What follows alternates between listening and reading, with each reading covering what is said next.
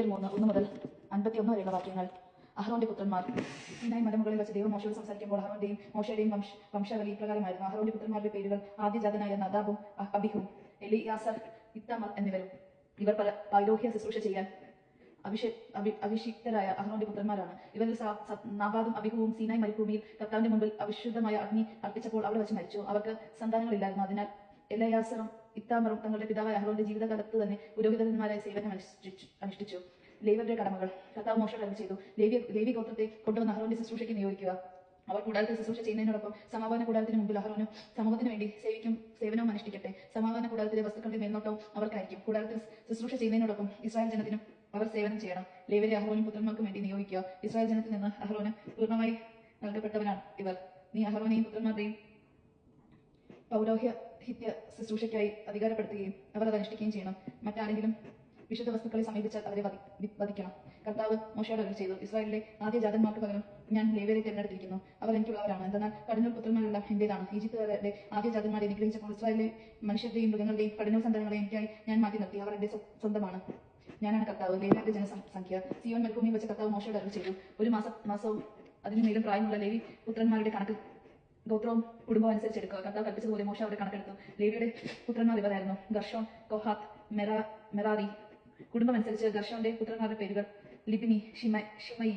കുടുംബം അനുസരിച്ച് കൊഹാത്തിന്റെ പുത്രന്മാർ ഇവരാണ്: ആംറാം, ഇസ്ഹാഖ്, ഹെബ്രോൻ, ഇസീസൽ. കുടുംബം അനുസരിച്ച് മെറാറിയുടെ പുത്രന്മാർ മഹ്ലി, മൂഷി. ഇവയാണ് പിതൃഗോത്ര പ്രകാരം ലേവ്യരുടെ കുടുംബാംഗങ്ങൾ. ലിബിനിയരുടെയും ഷിമയരുടെയും കുടുംബങ്ങളുടെ ഉത്ഭവം ഗർഷോനിൽ നിന്നാണ്. ഇവയാണ് ഗർഷോനിലെ കുടുംബാംഗങ്ങൾ. ഒരു മാസം അതിൽ കൂടുതൽ പ്രായമുള്ള പുരുഷന്മാർ 7500. ഗർഷോൻ കുടുംബാംഗങ്ങൾ കൂടാരത്തിന്റെ പിറകിൽ പടിഞ്ഞാറ് വശത്ത് ലയോണിന്റെ മകൻ എലീഫാസിന്റെ നേതൃത്വത്തിൽ പാളയമടിക്കണം. ഗർഷോൻ കുടുംബക്കാർ സമാഗമന കൂടാരത്തിൽ പെട്ടകം, കൂടാരം, അതിന്റെ ആവരണം, വാതിലിന്റെ തിരശ്ശീല, കൂടാരത്തിന് ബലിപീഠത്തിനും ചുറ്റുമുള്ള അങ്കണത്തിൽ വിരികൾ, അങ്കണവാതിന്റെ യവനിക, അവയുടെ ചരടുകൾ എന്നിവയുമായി ബന്ധപ്പെട്ട സകല ജോലികളും ചെയ്യണം. അബ്യാമ്യർ, ഇസക്യർ, ഹെബ്രോണ്യർ, ഇസ്രായേല്യർ എന്നിവർ കോഹാത്തിൽ നിന്ന് ജനിച്ച കുടുംബാംഗങ്ങളാകുന്നു. ഒരു മാസം അതിനുമേൽ പ്രായമുള്ള പുരുഷന്മാർ 8600. വിശുദ്ധ സ്ഥലത്ത് ശുശ്രൂഷ ചെയ്യാനുള്ള കടമ അവരുടേതാണ്. കോഹാത്ത് കുടുംബങ്ങൾ കൂടാരത്തിന്റെ തെക്കുവശത്താണ് പാളയം അടിക്കേണ്ടത്. അവരുടെ നേതാവ് ഇസ്രായേലിന്റെ മകൻ എലിസാഫാനാണ്. പേടകം, മേശ, വിളക്കുകാല്, ബലിപീഠങ്ങൾ, വിശുദ്ധ സ്ഥലത്ത് പുരോഹിതൻ ശുശ്രൂഷയ്ക്ക് ഉപയോഗിക്കുന്ന പാത്രങ്ങൾ, തിരശ്ശീല എന്നിവയും അവയെ സംബന്ധിക്കുന്ന ജോലികൾ ഇവരുടെ ചുമതലയാണ്. പുരോഹിതനായ അഹ്റോന്റെ പുത്രൻ എലയാസറിന് ലേവ്യരുടെ നേതാക്കളുടെ നേതൃത്വവും വിശുദ്ധ സ്ഥല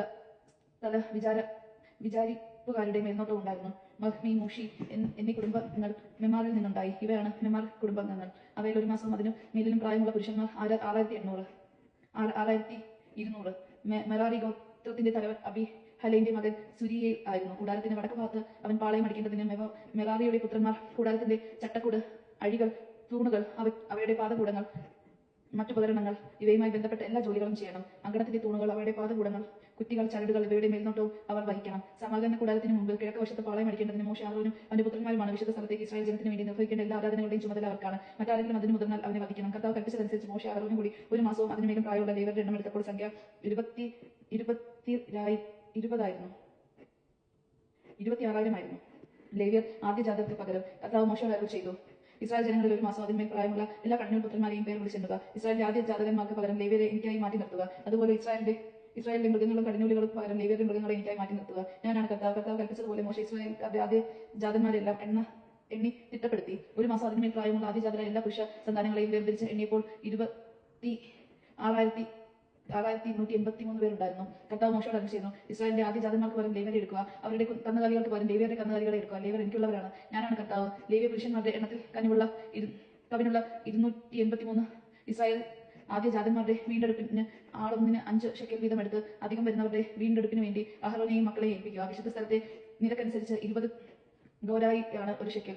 ലേവ്യരാൽ വീണ്ടെടുക്കപ്പെടാതെ അവശേഷിച്ചവരുടെ വീണ്ടെടുപ്പ് വില മോശ ശേഖരിച്ചു. ഇസ്രായേലിലെ ആദ്യ ജാതരിൽ നിന്ന് വിശുദ്ധ സ്ഥലത്തെ ഷെക്കലിന്റെ കണക്കനുസരിച്ച് 1035 ഷെക്കൽ മോശ പിരിച്ചെടുത്തു. കർത്താവിന്റെ കൽപ്പന അനുസരിച്ച് മോശ വീണ്ടെടുപ്പ് വില അഹ്റോനെയും മക്കളെ ഏൽപ്പിച്ചു. ദേശമാണ് നാം കേട്ടത്. നമുക്ക് ദൈവത്തെ സ്തുതിക്കാം. ക്രിസ്ത്യാനിക്ക് സ്തുതി.